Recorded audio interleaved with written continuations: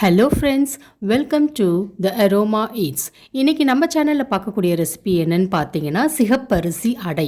இந்த சிகப்பரிசி பார்த்தீங்கன்னா சாதாரண அரிசியோட ரொம்ப சத்து வாய்ந்த அரிசி இது. இதில் நார் சத்து, புரதச்சத்து அதிகமாக இருக்குது. சுகர் இருக்கிறவங்க, வெயிட் குறைக்கணும்னு நினைக்கிறவங்க இதை டெய்லி காலையில் நம்ம உணவில் சேர்த்துக்கலாம். ரொம்ப ரொம்ப நல்லது.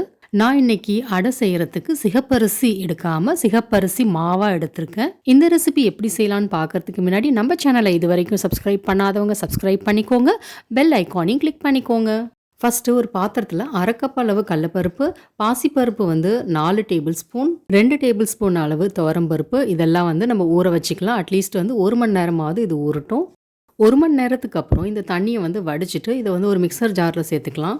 இதில் 1 டீஸ்பூன் அளவு சோம்பு, 1 டேபிள் ஸ்பூன் அளவு இஞ்சி, அப்புறம் தனி மிளகாய் தூள் 1 டேபிள் ஸ்பூன் இதெல்லாம் சேர்த்து நல்லா கொரன்னு அரைச்சிக்கலாம். ரொம்ப நைஸாலாம் அரைக்க வேண்டாம். இது பாருங்கள், இந்த பதத்தில் இருந்தால் போதும். அடுத்து மாவு ரெடி பண்ணலாம். ஒரு பாத்திரத்தில் 1.5 கப் அளவு சிகப்பரிசி மாவு, அரிசி மாவு அரை கப்பு, உப்பு தேவையான அளவு இதெல்லாம் சேர்த்து நல்லா கலந்து விட்டுக்கோங்க.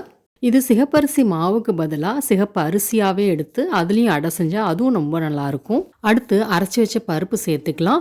அந்த மிக்சி ஜாரில் கொஞ்சோண்டு தண்ணியும் ஊற்றி அந்த தண்ணியும் இது கூடயே சேர்த்துக்கலாம். கொஞ்சம் கொஞ்சமாக இந்த மாவில் தண்ணி சேர்த்து ஒரு திக்கான பேட்டராக ரெடி பண்ணி வச்சுக்கலாம். அடைனாலே தண்ணி கம்மியாக தான் ஊற்றி செய்வாங்க. ஸோ அதுக்கு ஏற்ற மாதிரி தண்ணி கம்மியாகவே ஊற்றிக்கோங்க. மாவு இந்த பதத்தில் இருக்கட்டும். சின்ன சின்னதாக நறுக்குன வெங்காயம், கொத்தமல்லி இலை, கருவேப்பிலை, 1 டேபிள் ஸ்பூன் அளவு தனி மிளகாய் தூள் இதெல்லாம் சேர்த்து கலந்து விட்டுக்கலாம். இந்த அடை மாவு கொஞ்சம் கெட்டிமாக தான் இருக்கும்.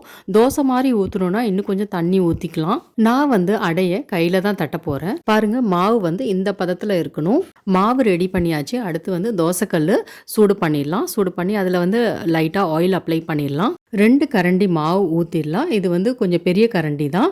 கையை கொஞ்சம் ஈரம் பண்ணிட்டு அப்படியே நம்ம தட்ட ஆரம்பிச்சிடலாம். நடுவில் கையை ஈரம் பண்ணி அதுக்கப்புறம் நம்ம ஸ்ப்ரெட் பண்ணோன்னா நம்மளுக்கு ஒட்டாமல் வரும். இந்த மாதிரி கையில் ஸ்ப்ரெட் பண்ண வரலை அப்படின்னா நீங்கள் இன்னும் கொஞ்சம் மாவை கொஞ்சம் தண்ணி பண்ணிவிட்டு நீங்கள் தோசை மாதிரி கூட ஊற்றலாம். உங்களுக்கு வேணும்னா மொத்தமாக கூட தட்டிக்கலாம். ஆனால் நான் கொஞ்சம் மெலிசாக தான் தட்டுறேன். அப்போ தான் நல்லாயிருக்கும்.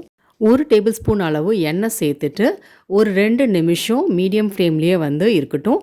அடுத்து நம்ம திருப்பி போட்டுடலாம். பாருங்கள், இந்த மாதிரி கோல்டன் ப்ரௌன் ஆகிற வரைக்கும் நம்ம குக் பண்ணணும். திருப்பி போட்டதுக்கு அப்புறம் 1 டேபிள் ஸ்பூன் ஆயில் ஊற்றி நம்ம ஸ்ப்ரெட் பண்ணிடலாம். இதுவும் ஒரு 2 நிமிஷம் இருக்கட்டும். இந்த மாதிரி 2-3 வாட்டி திருப்பி போட்டு நல்லா வேக வச்சுக்கலாம். தேவைப்பட்டுச்சுன்னா எண்ணெய் சேர்த்துக்கலாம். அடை அப்படின்னாலே எண்ணெய் அதிகமாக தான் தேவைப்படும். இப்போ 2 சைடும் நல்லா வெந்துருச்சு, நல்லா கிறிஸ்பியாகவும் இருக்குது. இப்போ சுவையான சிகப்பரிசி அடை ரெடி. இதே மாதிரி எல்லா அடையும் செஞ்சு எடுத்துக்கோங்க. இது கூட தேங்காய் சட்னி வச்சு சாப்பிட்டா ரொம்ப சுவையாக இருக்கும். இந்த ரெசிபி உங்களுக்கு பிடிச்சிருந்துச்சுன்னா உங்கள் ஃபேமிலி ஃப்ரெண்ட்ஸோட ஷேர் பண்ணுங்கள். வீட்டில் ட்ரை பண்ணி பார்த்துட்டு எப்படி வந்துச்சுன்னு கண்டிப்பாக கமெண்ட் பண்ணுங்கள். என்னோட சேனலை சப்ஸ்கிரைப் பண்ணிவிட்டு நோட்டிஃபிகேஷனுக்கு பெல் ஐக்கானையும் கிளிக் பண்ணிக்கோங்க. தேங்க்யூ.